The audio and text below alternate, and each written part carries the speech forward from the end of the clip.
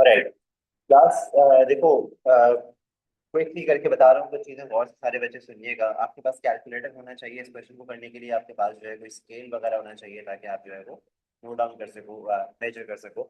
वैसे जब actual paper होगा, हमारे पास एटीपी के पेपर में टोटल 4-5 तरह के जो क्वेश्चन आते हैं, उसमें से एक क्वेश्चन जो हमने कर लिया है, हमने ग्राफ वाला क्वेश्चन किया था। मैं अभी आपको, ये एक नया पेपर है ना, इसके अंदर भी मैं आपको एक खोल के दिखा दूंगा कि किस तरह से करना है। ठीक है, ग्राफ वाला एक क्वेश्चन हमने कर लिया। दूसरा हमने प्लान एंड इन्वेस्टिगेशन वाला एक क्वेश्चन कर लिया। ठीक है, इसके अंदर भी वो दोनों क्वेश्चन आपको मिलेंगे, हर पेपर में मिलेंगे। ठीक है, तो मैंने आपसे बात कही भी थी कि कम से कम 5 जरूर सॉल्व करना, लेकिन क्योंकि आपके बायो के पेपर से पहले ऑलरेडी गैप है, जैसे अभी मुझे बताया इस बच्चे ने, अबान ने, तो उस टाइम पे आप इसको प्लान, आप आराम से उसको कर लीजिएगा। मैं अभी इसलिए बता रहा हूँ कि फिर उस वक्त जो है वो हम कोई और चीज़ें प्रैक्टिस कर लेंगे, पास पेपर्स प्रैक्टिस कर लेंगे। तो अभी जो है बेहतर ये है कि आप इसको कम से कम सुन लो। ठीक है, जो जो बातें बता रहा हूँ मैं इसको रिकॉर्ड कर रहा हूँ, रिकॉर्डिंग का लिंक आपसे शेयर करूंगा। आई रियली होप कि आपने वो फाइल्स डाउनलोड कर ली होंगी जो कि मैंने, जिनका लिंक आपसे शेयर किया था। ठीक है, अब आज के दिन जो मेरा फोकस होगा वो एक तीसरी तरह के क्वेश्चन पे होगा। और वो क्वेश्चन जो है, अच्छा, मैंने वो जो फाइल शेयर की थी यार, देखो सीधी सी बात ये है कि वो मैंने एक मार्केटिंग स्टंट मारा था। वैसे तो मैं पर्सनली भी शेयर कर सकता था, गूगल ड्राइव पे भी डाल सकता था, लेकिन मैंने कहा एक नया तरीका करते हैं। वो जो पेज है, उस पेज के अंदर अपने से जो बच्चे अगर बायोलॉजी कंटिन्यू कर रहे हैं अपने एएस और ए2 लेवल पे, तो मैं उसके अंदर और भी बहुत सारी चीजें आने वाले वक्त में डालूंगा। मैंने प्रॉपर एक बंदा जो है वो रखा हुआ, अपॉइंट किया हुआ इसी काम के लिए, कि जो है वो इनको सबको करेगा। हाँ, ये मैं एडवर्टीजमेंट कर रहा था थोड़ी सी। अबे मैं नहीं करता, ये मुझे करना भी नहीं आता है। आप देखिएगा, मुझे करना नहीं आता, आपको अंदाजा हो जाएगा कि मैं बिल्कुल भी अच्छा बंदा नहीं मार्केटिंग के अंदर। लेकिन ये कि मैं सिर्फ इस नियत से कर रहा हूँ कि यार इसके थ्रू बच्चों का फायदा हो जाए। और ये कि हो सकता है आने वाले वक्त में, अभी तो खैर नहीं, लेकिन आने वाले वक्त में मुझे भी इसमें कोई बेनिफिट हो। तो ये कि इसके बगैर भी मैं ये जो है वो दे रहा था। मुझे तो ऑनेस्टली बताऊँ, मुझे तो ये सेल कर देती है फाइल्स ना, मुझे तो इसकी कुछ कॉस्ट रखनी थी। लेकिन ये कि मैंने कहा कि नहीं, मैं अभी जो है वो कॉस्ट नहीं रखूंगा। अभी जो है मैं चलूंगा नेक्स्ट ईयर से सेल करूंगा। नेक्स्ट ईयर प्रॉपर इसका है वो बना के ना, मतलब फ्रंट पेज वगैरह बना के पूरी बुकलेट्स सेल कर दूंगा। अभी नहीं करना। अभी तो आप लोग अच्छे बच्चे हो, आप लोग को जो है ना मैं ऐसे कर दूंगा। है, चलो अब हम टाइम वेस्ट नहीं करते। आज जो हमारा क्वेश्चन होगा जिसको हम फोकस करेंगे, वो है एनालिसिस ऑफ अ प्रैक्टिकल। ये यूजली फर्स्ट क्वेश्चन होता है, ठीक है, जिसके अंदर प्रैक्टिकल उन्होंने ऑलरेडी परफॉर्म किया हुआ होगा। अब इसको करने के लिए क्या क्या चीजें जरूरी हैं, तो वो मैं आपको थोड़ा सा एक ना इसकी लिस्ट एक बताना चाहता हूँ, जो कि मैं आपको बना के दे देता हूँ। यहाँ पे कोई ब्लैंक पेज आ जाए तो बहुत ही अच्छी बात है, आगे बना के ना। ये फाइल भी मैं आपको शेयर कर लूंगा। तो आज जो मेरा फोकस है वो किस चीज पे है, वो है हमारे पास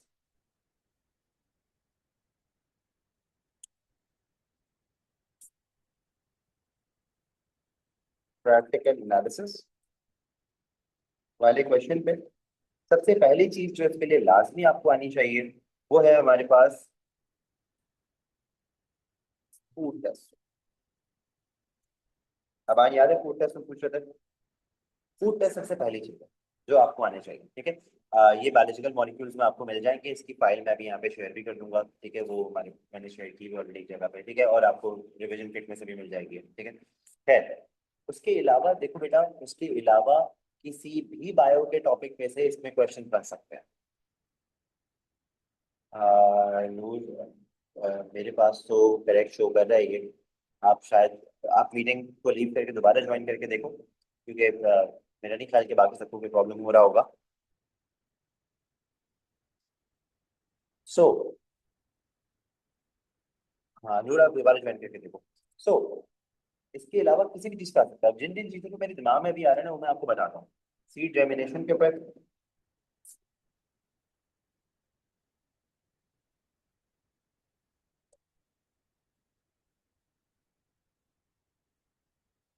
एंजाइम फैक्टर्स जिसमें टेम्परेचर और पीएच दोनों आ जाते हैं। तो हेडफोन लगा लो ना। अच्छा, उसके अलावा ऑस्मोसिस,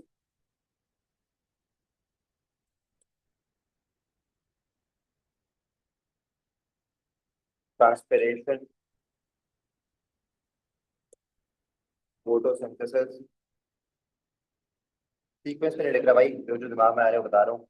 उसके अलावा रेस्पिरेशन, रेट ऑफ रेस्पिरेशन आपको पता है, वो रेस्पिरोमीटर यूज करते हैं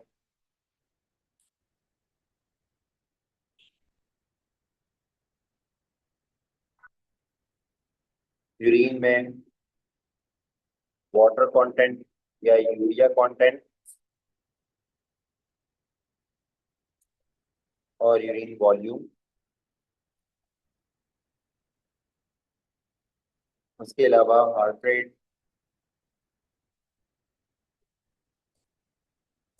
breathing rate,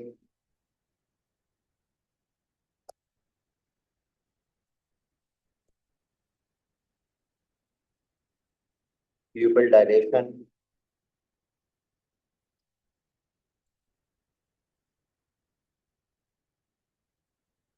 response times,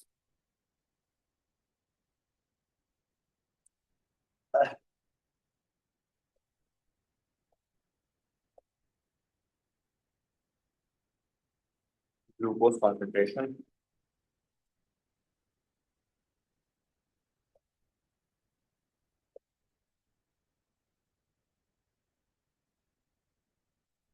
coordination.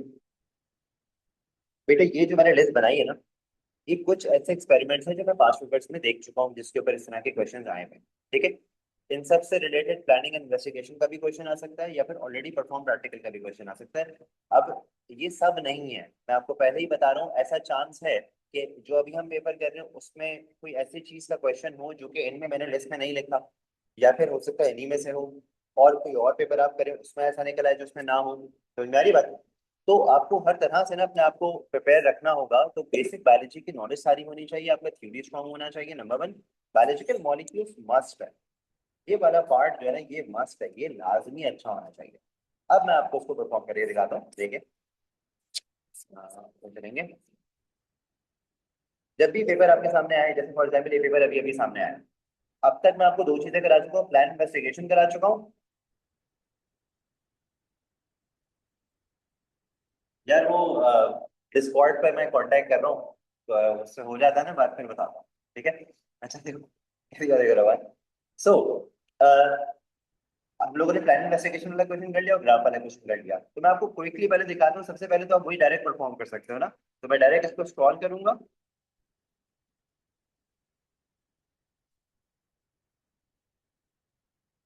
ये आपको टेबल नजर आ रहे हैं। इस टेबल से आपको जो है वो समझ में आ जाना चाहिए कि यहाँ पे ग्राफ प्लॉट करने की बात जरूर हो रही होगी। ठीक है। और आप देखें यहाँ पे फॉरन से ग्राफ। अब आप इसका ग्राफ, क्योंकि आप प्रैक्टिस कर चुके हो ग्राफ को, तो आप इसको आराम से प्लॉट कर सकते हो। ये एक नया ग्राफ है, ये मैंने सॉल्व नहीं कराया, ये आपको खुद से करना होगा उन इंस्ट्रक्शंस पे बेस करते हुए। अभी किस चीज का होगा ग्राफ? देखो ये ग्राफ कह रहे हैं कि plot line graph on the grid of the mean volume of carbon dioxide produced against time. Mean volume of carbon dioxide against time. तो टाइम ऑब्वियसली एक्स एक्सेस पे आ जाएगा। ये आ गया mean volume of carbon produce at this temperature and at this temperature. और ये आ गया time. अच्छा, temperature लिखा हुआ है यहाँ पे। हाँ, अब देखो टेम्परेचर नहीं लिखा, टेम्परेचर नहीं लिखा मतलब यहाँ पे दो ग्राफ की लाइंस बनेंगी। दो ग्राफ की लाइंस बनेंगी, क्योंकि एक 25 डिग्रीज वाला टेम्परेचर है, 35 वाला डिग्रीज वाला टेम्परेचर है। ठीक है। दोनों की एक्सेस तो आप सेम ही रखोगे। एक्स एक्सेस पे आपके पास टाइम आ जाएगा, ये इंडिपेंडेंट वेरिएबल है। और वाई एक्सेस पे आपके पास ये दोनों ही वैल्यूज आएंगी। एक के लिए डॉट लगा देना, एक के लिए क्रॉस लगा देना। ठीक है। और आपने लाइन ग्राफ बनाना है, यानी कि आपने पॉइंट टू पॉइंट जो है वो उसको स्केल से ही ज्वाइन करना है। ठीक हो गया। मेरा नहीं ख्याल कि ये बहुत मुश्किल है, आसानी से हो जाएगा, आप इसको आराम से प्लॉट कर सकते हो। बस ग्राफ में टोटल दो लाइंस बन रही होंगी। ठीक हो गया। लाइन ऑफ बेस्ट फिट नहीं है बायोलॉजी के ग्राफ्स में, लाइन ऑफ बेस्ट फिट नहीं आता। तीन तरह के ग्राफ्स मैंने आपको कराए थे, वही आते हैं। लाइन ग्राफ आएगा जिसके अंदर पॉइंट, एक पॉइंट से दूसरे पॉइंट को स्केल से ज्वाइन करोगे, फिर अगले पॉइंट को अगले पॉइंट से स्केल से ज्वाइन करोगे, स्केल रख के ज्वाइन कर रहे हो एक बार। दूसरा आपके पास ग्राफ आता है हिस्टोग्राम। और तीसरा आपके पास आता है बार ग्राफ। ठीक है। इन दोनों के मैंने डिफरेंसेस भी आपको बता दिए। हिस्टोग्राम के अंदर आपके पास रेंजेस होती हैं जो एक्स एक्सिस पे लिखते हो, उसमें कोई गैप नहीं होता बार्स के बीच में, बार्स की विड्थ सेम होती है। और जो बार ग्राफ होता है उसके अंदर विड्थ सेम होती है और इक्वल गैप्स होते हैं सारे बार्स के बीच में। ठीक हो गया। अच्छा, ये वाला क्वेश्चन आपका हो जाएगा। जब ये वाला क्वेश्चन आपका हो जाएगा तो ऑटोमेटिकली 5 मार्क्स तो आपके स्ट्रेट अवे हो गए। और उसके बाद एक पर्टिकुलर आपने वैल्यू को उसमें ग्राफ पे प्लॉट करना है, 2 मार्क्स और हो गए, 7 मार्क्स आपके पूरे हो गए। ठीक है। उसके बाद प्लानिंग एंड इन्वेस्टिगेशन वाला क्वेश्चन तलाश करते हैं भाई। ये आ गया। Water moves into an by osmosis. Plan investigation with effect of concentration of sodium chloride solution on osmosis. Independent variable, dependent variable, constant variables कैसे कांस्टेंट रखोगे, इंडिपेंडेंट को कितनी क्वांटिटीज में रखोगे, कॉन्सेंट्रेशन अलग अलग रखनी पड़ेगी सोडियम क्लोराइड सॉल्यूशन की ना। 0 होगी, फिर 2 होगी, फिर 5 होगी, जितनी भी परसेंटेज का रखना चाहो। उसके बाद फिर आप उसका जो है वो प्लांट टिश्यू का साइज या लेंथ मेजर करोगे। ठीक है। तो वो आपका डिपेंडेंट वेरिएबल हो जाएगा। उसमें कांस्टेंट आप टेम्परेचर रखोगे कांस्टेंट, उसके अंदर आप पोटैटो के साइज का जो प्लांट टिश्यू कोई भी ले लो, पोटैटो ले सकते हो, कोई भी ले सकते हो, उसका साइज आप सेम रखोगे, सेम प्लांट से होना चाहिए वो, ठीक है, सारे कॉन्स्टेंट्स आ गए। उसके बाद आप इसको कितनी देर के लिए छोड़ोगे, इक्वल टाइम दोगे सबको, ठीक है। फॉर एग्जाम्पल आप इनको 15 मिनट्स का टाइम दे रहे हो या 10 मिनट्स का टाइम दे रहे हो, इक्वल टाइम दोगे, ठीक है। फिर आप इसके सेफ्टी प्रिकॉशन करोगे कि जब टिश्यू को कट कर रहे हो तो नाइफ से ही सही से कट करना है, क्योंकि सोडियम क्लोराइड इरिटेंट नहीं है, वाटर में डिजोल्व होगा, इरिटेंट नहीं है, तो नाइफ से टिश्यू को कट करना would be the safety precaution, safety hazard, और इसके प्रिकॉशन अप्रोप्रिएट टाइल पे रख के कट करना है आपने। फिर आप इसको 2 बार रिपीट करोगे, एवरेज निकालोगे, ये हो गए आपके 6 मार्क्स पूरे। फिर आप एक और चीज क्या करना है एडिशनल, जो मैंने आपको बताया था लास्ट उसमें, कि रिजल्ट आप इसमें डाल देना इस तरह से कि plot a graph of increase in length या change in length against concentration, ये एक जुमला इसके अंदर ऐड कर देना, ये आपका पूरा 6 मार्क्स का एक भी मार्क नहीं काट सकता, वो स्टार भी बना के देगा इसके ऊपर आप, ठीक है। ये पूरा हो गया। अब आपके 6 मार्क्स ये हो गए, 7 मार्क्स वो हो गए, 13 मार्क्स ऑलरेडी हो गए। अब मैं वो क्वेश्चन करा लूँ जो आज हमें पहले करना है, तो इसको रीड करना पड़ता है ना। तो ये कह रहे हैं कि student investigate the effect of glucose concentration on the rate of anaerobic respiration, glucose concentration the rate of anaerobic respiration, anaerobic respiration is based on glucose from ethanol and carbon dioxide. अब इसके अंदर carbon dioxide को आप note down कर सकते हैं कि carbon dioxide जितनी ज्यादा कलेक्ट हो रही होगी उतनी ज्यादा एनारोबिक रेस्पिरेशन होगी, एक तरीका है, लेकिन देखते हैं उन्होंने तो परफॉर्म किया हुआ already. Anaerobic respiration is causes the blue dimethylene blue to become colorless. The time taken for the blue color to disappear can be used as a measure of rate of anaerobic respiration in yeast. यानी कि जिसमें कम time के अंदर blue colour colourless हो गया, उसमें rate of anaerobic respiration ज्यादा है। जिसके अंदर ज्यादा टाइम लग रहा होगा उसका रेट ऑफ रेस्पिरेशन स्लो। ठीक हो गया, टाइम नोट करना है आपने इसके अंदर कि कितनी देर में, आपका जो डिपेंडेंट वेरिएबल है वो टाइम नहीं है। आपका डिपेंडेंट वेरिएबल जो है ना, वो चेंज इन कलर है, और वो चेंज इन कलर में कितना टाइम लग रहा है इसको आपने नोट डाउन करना है, ठीक है। अब स्टूडेंट यूज दिस मेथड, इस मेथड के पॉइंट्स में कहीं हो सकता है एरर हो, तो do read this very carefully. हाँ, सब मेरे साथ है ना भाई, साथ साथ इसको रीड करना है। लेवल 1 टेस्ट ट्यूब है 0.0, जीरो कॉन्सेंट्रेशन है ग्लूकोज की, ये डिस्टिल्ड वाटर है 0.5 and 1%। Put 5 cmp of water into the test tube labeled 0.0. Put 2.5, अब ये concentration बनाने का तरीका है। 2.5 cmp of 1% glucose solution, 2.5% water to make 0.5. Put 5 cmp of 1% glucose solution in the, ठीक है। 3 टेस्ट ट्यूब्स हैं, उसके अंदर एक में आपने 1% लिखा हुआ है, एक में 0.5 और एक में 0, ठीक है। और 0 में आपने वाटर डाल दिया है 5 cm का। जो मिडिल वाली है 0.5 वाली, इसमें हाफ अपने वाटर डाला है और हाफ अपने 1% ग्लूकोज सोल्यूशन डाला है, और जो लास्ट वाली है इसमें आपने 1% ग्लूकोज सोल्यूशन पूरा 5 डाल दिया, तीनों का वॉल्यूम सेम हो गया 555, ठीक है। Still the content of the beaker containing yeast suspension with the glass rod. Add 5 cm cube of yeast suspension to each of the test tube labeled 0. इन तीनों में आपने पहले इसको स्टर करना है, क्योंकि सस्पेंशन होता है, नीचे बैठ जाती है yeast ना, आपने इसको स्टर करना है, वो मिक्स हो जाएगा। उसके बाद आपने 5 cm cube बाय वॉल्यूम सबके अंदर डाल देना है। टेस्ट ट्यूब हमारे पास 10 cm cube की हो जाएगी, क्योंकि 5 cm cube तो उसके अंदर पहले से ओरिजिनल सोल्यूशन था। उसके बाद put all the 3 test tubes in water bath at 40 fixed temperature है। Start stop clock and wait for 3 minutes. After 3 minutes, remove the test tube from the water bath and place them in a test tube rack. Use a pipette to add 1 drop of methylene blue to each of the test tubes. Carefully mix the contents of each test tube with the glass top. अब glass top को बीच में wash करना जरूरी होगा, clean करना जरूरी होगा, ताकि क्रॉस कंटेमिनेशन ना हो। याद है हमने इस तरह के क्वेश्चन किया भी था, क्रॉस कंटेमिनेशन नहीं होनी चाहिए इसमें। ग्लास टॉप को आप क्या करोगे, वॉश करोगे एक ग्लास टॉप को दूसरे में यूज करने से पहले। तो ये कह रहे हैं कि आपने एक ड्रॉप पिपेट से टपकाना है मिथाइलिन ब्लू का तीनों टेस्ट ट्यूब्स के अंदर, और स्टॉपवॉच स्टार्ट कर देनी है और उसको मिक्स करना है, ठीक है। Use a second pipette to slowly add a layer of oil to each of the test tube. Layer of oil क्यों डाल रहे हैं, सोचो, कोई बता सकता है लेयर ऑफ ऑयल क्यों डाला है यहाँ पे? जल्दी से बताओ, लेयर ऑफ ऑयल का क्या रोल है?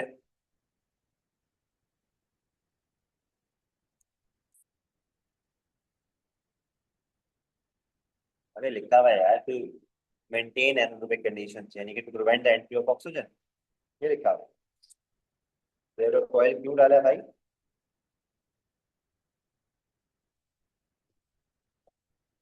प्रिवेंट एंट्री ऑफ ऑक्सीजन, सही है। ऑयल ऊपर रहेगा। Put the test tube back into the water bath and restart the stop clock. or measure the time taken for blue color to disappear, record the time in second for each test tube. The student stop time if the blue color had not disappeared after 10 minutes. अगर 10 minute से ऊपर नहीं होगा तो उसको 10 minute ही consider किया जाएगा। इसका मतलब उसका रिजल्ट अभी आया ही नहीं, उसका सबसे स्लो रिएक्शन है या नहीं हो रहा।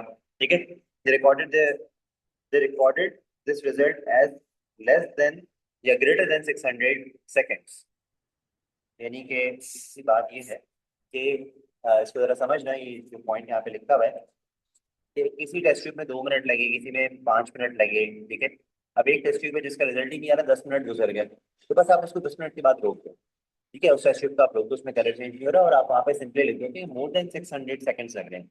10 मिनट का मतलब होता है 600 सेकंड्स, तो मोर देन 600 सेकंड्स लग रहे हैं इसके अंदर। उसके रिजल्ट को आप ऐसे ही नोट डाउन करोगे। ये आपने याद रखना है, क्योंकि इसका यकीनन ये टेबल बनाने का हमें बोलेंगे, तो उस टेबल के अंदर ये वैल्यू यहाँ पे लिखनी होगी।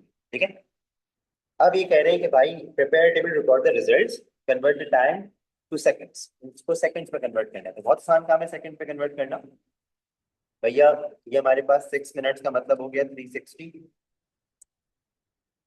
सेकंड्स प्लस 2 सेकंड्स, कितना हो गया 362। उसके बाद ये हो गया 120 प्लस 12, तो ये हो गया 132। और यहाँ पे लिखा हो गया ग्रेटर देन 600, क्योंकि 10 मिनट्स का टाइम लग रहा है ना, 10 मिनट से ज्यादा ही लग रहा है। अब आपने इसका टेबल बनाना है, क्लास बना सकते हो टेबल। टेबल बनाने का क्वेश्चन यूजुअली इसी के अंदर ही आता है, तो टेबल इसका बहुत आसानी से बन जाएगा। सबसे पहले तो भाई आपके पास 3 टेस्ट ट्यूब्स हैं। ठीक है, 3 टेस्ट ट्यूब्स हैं आपके पास, तो 3 टेस्ट ट्यूब्स के लिए आप 3 रोज बना दोगे, और 2 कॉलम्स जो है वो क्लियर नजर आ रहे हैं, समझ में आ रहे हैं।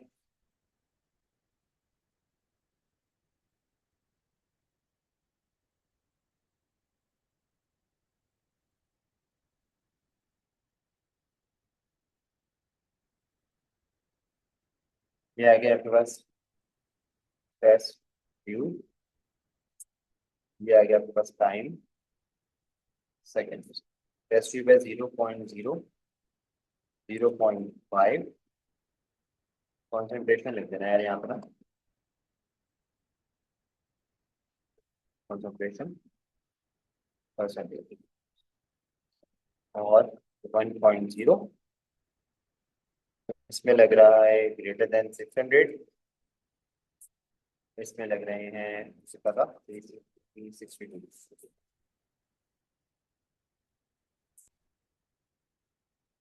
पता 130। ठीक हो गया, ये आपने टेबल बना दिया पूरा।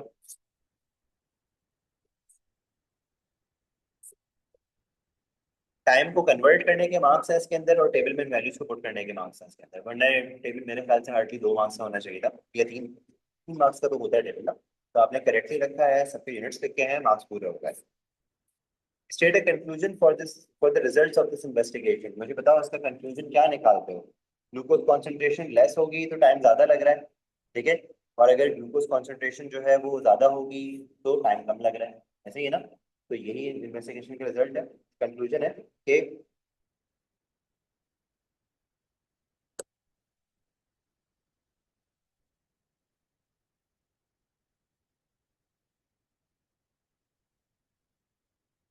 Higher rate of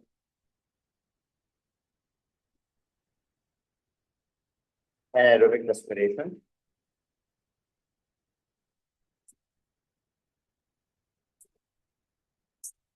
for greater glucose concentration. ठीक है, अभी तक कोई पॉसिबल बात नहीं आई, सिर्फ क्वेश्चन को कॉम्प्रिहेंड करने की आपके अंदर एबिलिटी होनी चाहिए। अगर आप नोट करो तो जिस तरह इंग्लिश में हमारे पास कॉम्प्रिहेंशन का पैसेज आता है, इसी तरीके से आपने इसको कॉम्प्रिहेंड करना है। ठीक है, मुझे नहीं पता अभी तक इसमें कौन सी रॉकेट कोई बायोलॉजी अब तक इस्तेमाल हुई है। बायोलॉजी जो सिर्फ इस्तेमाल मैंने की है ना, वो ये वाली बात में बायोलॉजी इस्तेमाल की है, वरना अब तक मैंने कोई बायोलॉजी इस्तेमाल नहीं की इसके अंदर। ठीक है, इथेनॉल भी खुद बताया हुआ था इन्होंने, कलर चेंज भी खुद बताया हुआ था ना, मुझसे कोई रीजन पूछा, अब तक तो नहीं पूछा, आगे आएगा।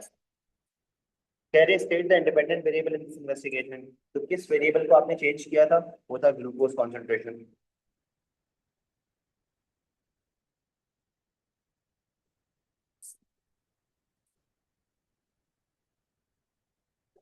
State one variable that was kept constant. दो चीजें तो आप स्ट्रेट अवे कांस्टेंट बता सकते हो। ठीक है। यस। पहले तीन चीजें बताते हो उसको, मैं आपको तीसरी बताऊंगा। टेम्परेचर हो गया,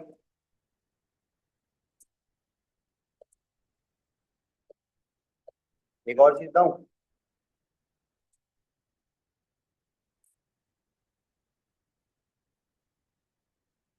वॉल्यूम ऑफ ईस्ट।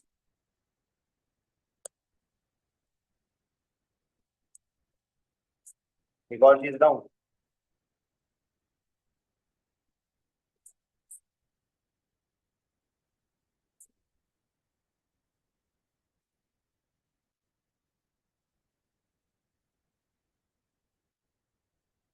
क्या ख्याल है? तीन चीजें, तीनों में से कोई एक बता देना। Still, why it was important to stir the suspension in step 5?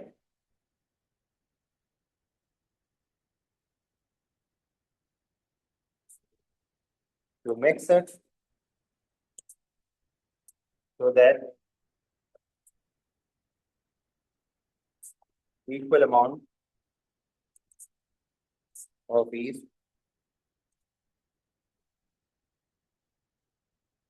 would be there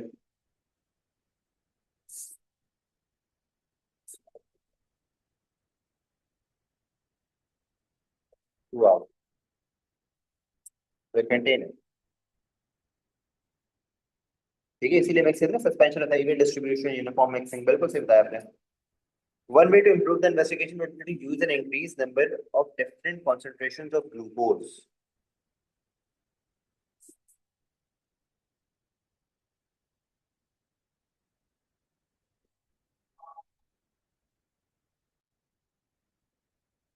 हाँ भाई, कह रहे हैं कि भाई increase number of different concentration रख सकते हो, एक तरीका तो ये है। मोर टेस्ट ट्यूब्स में तो वही हो गया ना कि डिफरेंट कॉन्सेंट्रेशन आप रखोगे, दिस इज वन मेथड। इसके अलावा और क्या हो सकता है? पहले आगे देख लो, कोई एरर तो नहीं बताया उन्होंने, एरर तो नहीं पूछा हुआ? नहीं पूछा हुआ। तो clean the grass plots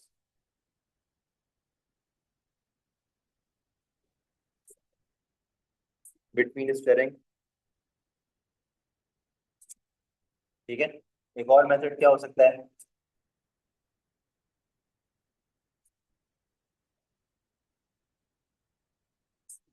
keep more than 10 minutes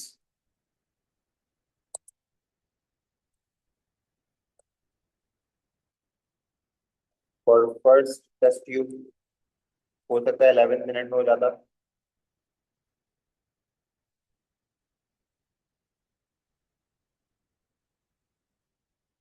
उसके अलावा एक और चीज मैं आपको बताता हूँ।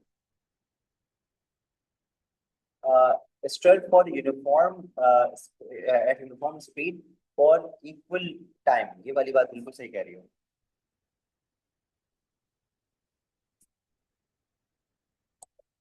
इक्वल टाइम एंड इंटेंसिटी, बिल्कुल सही कह रही हो बेटा। ओवरस्टेरिंग। अच्छा, एक और बहुत बड़ी एक इंपॉर्टेंट चीज बताता हूँ आपको। जब भी आपके एक्सपेरिमेंट में कभी भी कलर चेंज ऑब्जर्वेशन की बात हो ना, तो उसके अंदर ओपिनियन का फर्क आ जाता है। मतलब हो सकता है अबान कहे कि सर ये हो गया ट्रांसपेरेंट, और मैं कहूँ नहीं मुझे तो अभी भी थोड़ा ब्लू लग रहा है। तो ऐसे में क्या किया जाता है, ऐसे में हम यूज करते हैं कलर चार्ट। कलर चार्ट एक सॉलिड कलर्स का चार्ट होता है हमारे पास, जिसकी बेस में हम बता देते हैं अब ये वाला कलर हो गया, बस this is the final point. ठीक है। तो कलर चेंज जहाँ पे भी होगा ना, वहां पे कलर चार्ट यूज करना है, ये एक पॉइंट एडिशनल होता है, ये कभी भी पेपर में लिख के नहीं देते, ये पॉइंट आप डाल सकते हो। ठीक है।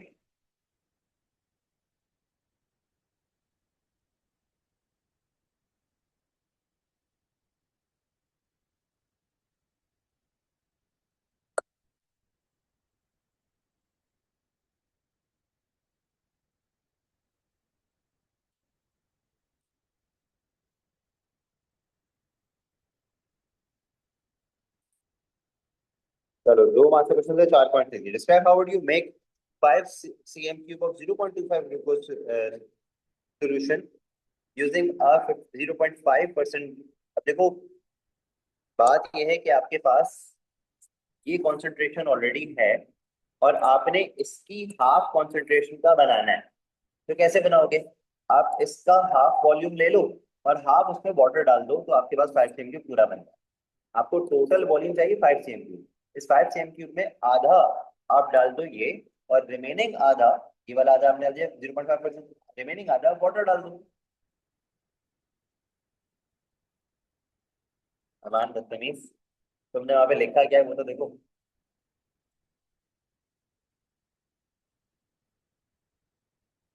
तो 2.5 cm³ और 0.50% ग्लूकोज सोल्यूशन।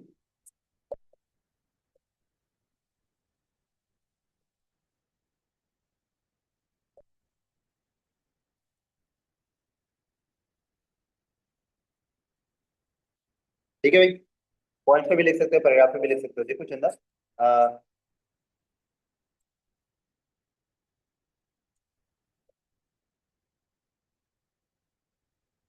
ये हमारे पास है 0.5% ग्लूकोज सोल्यूशन। इस वाले टेस्ट ट्यूब के अंदर हमें इसकी आधी कॉन्सेंट्रेशन का सेम वॉल्यूम बनाना है। कितना वॉल्यूम बनाना है? लेट से हमें यहाँ पे यहाँ तक बनाना है। ठीक है, ये वाली वैल्यू कितनी है? 5 cm³। ठीक है। अब अगर आप चाहते हो कि इसकी हाफ कॉन्सेंट्रेशन यहाँ पे है, तो आप क्या करो, इसका हाफ यानी कि यहाँ तक ये डाल दो, और रिमेनिंग हाफ में वाटर डाल दो। मतलब आपने एक जूस बनाया, लेकिन वो जूस बहुत मीठा है, मैंने कहा मुझे इसका एग्जैक्टली आधा मीठा जूस बना के दे दो, इतने ही वॉल्यूम का।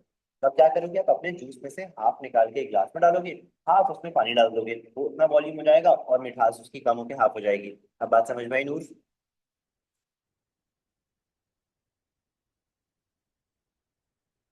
बोलो गुड, शाबाश। Describe the method you would use to test a solution for the presence of glucose. 2 marks का क्वेश्चन है। हाँ भाई, आ गया बायोलॉजिकल मॉलिक्यूल ना। बेनेडिक्ट टेस्ट, बेनेडिक्ट रिएजेंट लिख लो।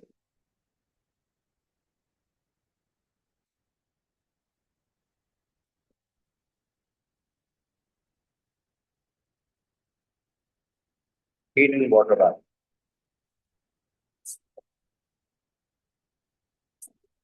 वैसे तो 2 मार्क्स का क्वेश्चन है, लिखने की जरूरत नहीं है, लेकिन colour changes from blue to red confirm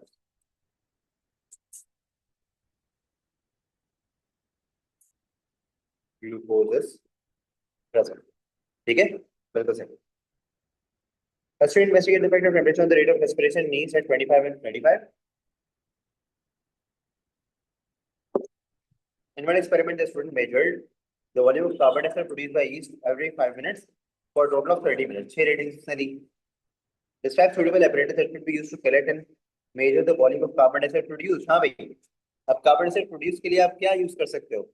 तो मैंने आपको ये बात लिखवाई भी थी, बताई भी थी कि आपने हमेशा इसके लिए, जब आपको volume of gas collected measure करना होता है, तो आप गैस सिरेंज यूज करते हो। बिल्कुल सही। मैंने तो ये लिखवाया था, वरना इसके अलावा भी हो सकते हैं।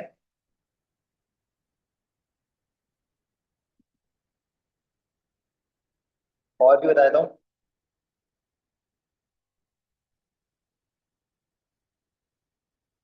मेजरिंग सिलेंडर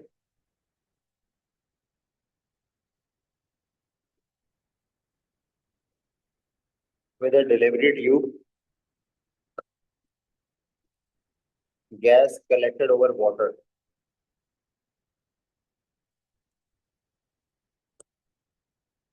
ये भी है, लेकिन देखो, बस सिंपल गैस सिरेंज प्रेफर करूंगा कि आप जो है वो यही वाला लिखो। ठीक है, ये प्रेफरेबल ज्यादा है क्योंकि आसान है ना, गलती के चांस नहीं है। अब उसके बाद आपने जो है वो क्या किया, एक्सपेरिमेंट 1 2 3 4, 1 2 3 और उसका मीन लिया हुआ है। What is meant by anomalous result? Anomalous result वो होता है जो ट्रेंड को फॉलो नहीं कर रहा हो। 1.8 और 2 करीब की वैल्यू से 3.2 बिल्कुल आउट आ रही है हाँ। तो ये जो है वो आपके पास एनोमलस रिजल्ट है।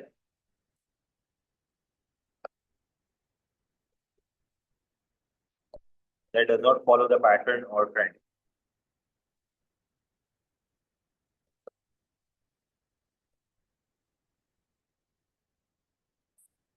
3.2 एग्जैक्टली, ये वाला है। सही है। This time how the student calculated mean volume of carbon dioxide produced in the table? भैया इसका मीन ऐसे निकाला कि जो एनोमलस रिजल्ट होता है ना उसको मीन निकालते हुए काउंट ही नहीं करते, just neglect the anomalous result. ठीक है। अब देखें 1.8, 1.8 और 2 का अगर आप एवरेज लोगे तो मिडिल वैल्यू आएगी 1.9, इसमें इसको कंसिडर ही नहीं किया। ठीक है, तो हमेशा ऐसे ही किया जाता है।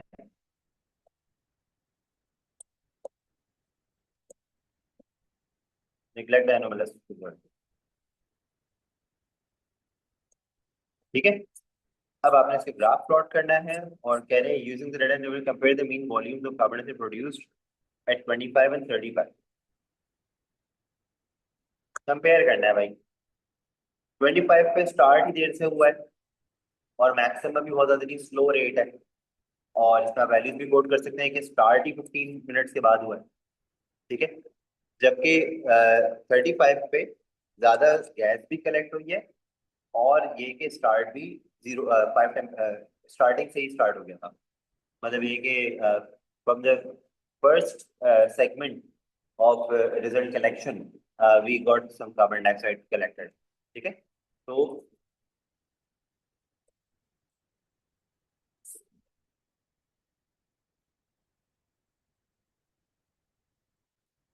Flow at 25, faster at 35,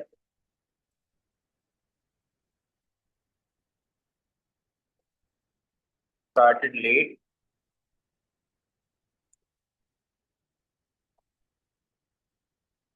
at 25 degrees Celsius, less carbon dioxide collected at 25 than at 35। ठीक है।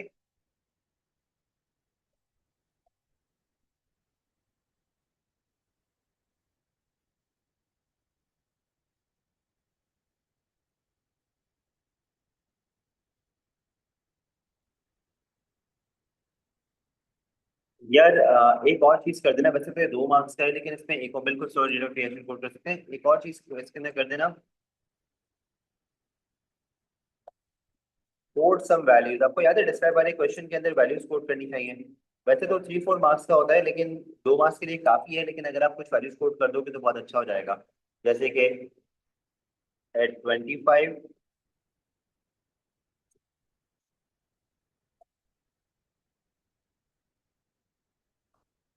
एट 20 मिनट्स 0.2, 35 पे 20 मिनट्स के अंदर इट्स 2.7। ठीक है, वॉल्यूम भी लिख देना CM3। ठीक है, वैल्यू कोड करना चाहिए।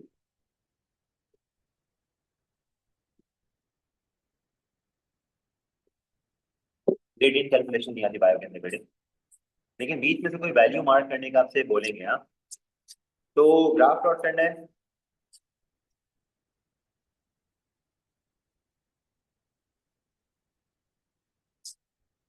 5, 10, 15, 20, 25, 30।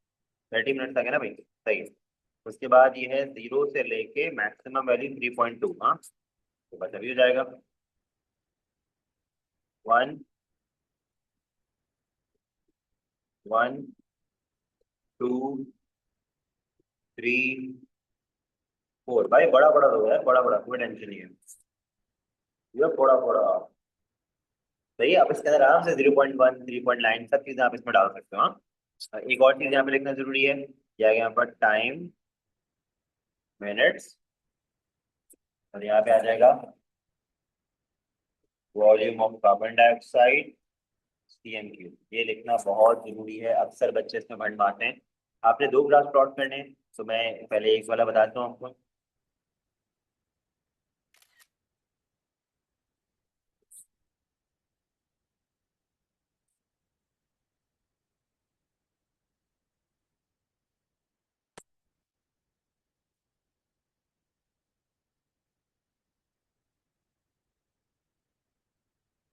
और तो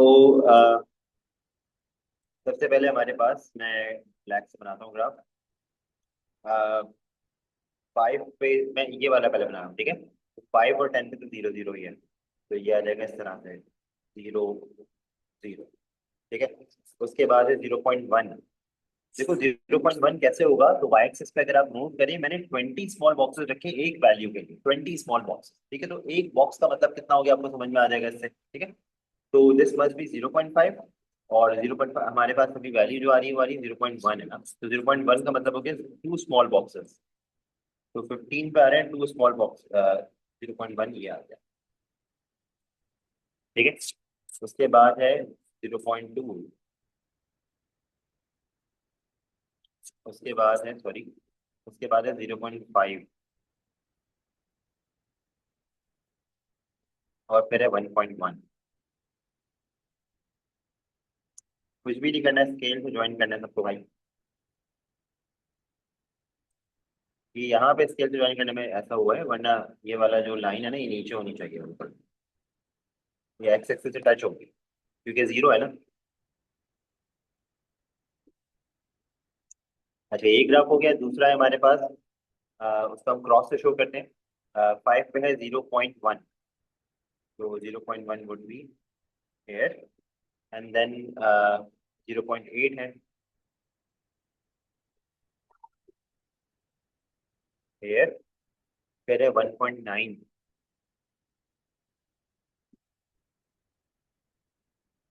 ये रही,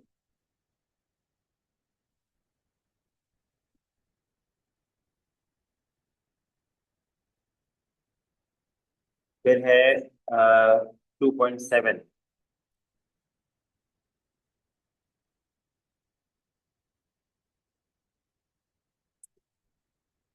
फिर है 3.2 एंड 3.2।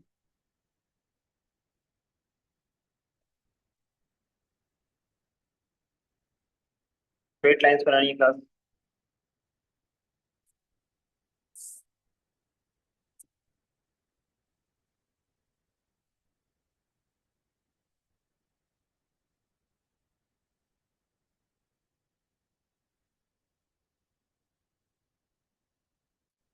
ठीक है भाई, कुछ इस तरह से ग्राफ है इसका। अब ये कह रहे हैं कि estimate the time taken to produce 3 at 35, 3 cm³ बना रहे हैं 35 पे, तो ये बनेगा हमारे पास इस वाले पॉइंट, ठीक है। अब ये वाले पॉइंट पे टाइम निकालना है, अभी निकल आएगा।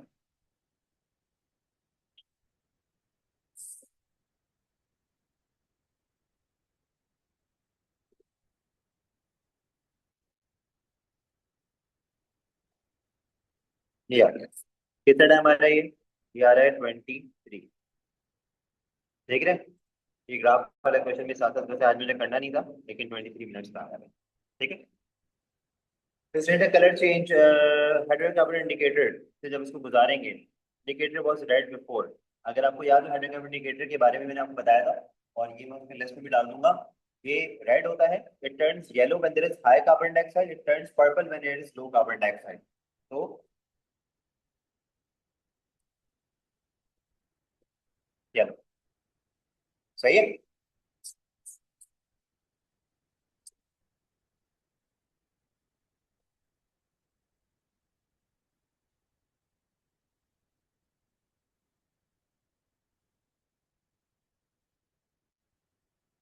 हाइड्रोजन कार्बोनेट इंडिकेटर,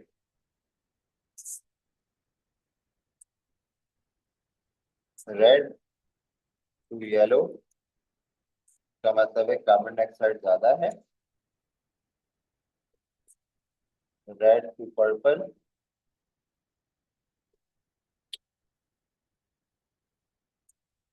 मतलब कार्बन डाइऑक्साइड कॉन्सेंट्रेशन कम। सही है, टाइटैनिक जैसे ग्राफ है।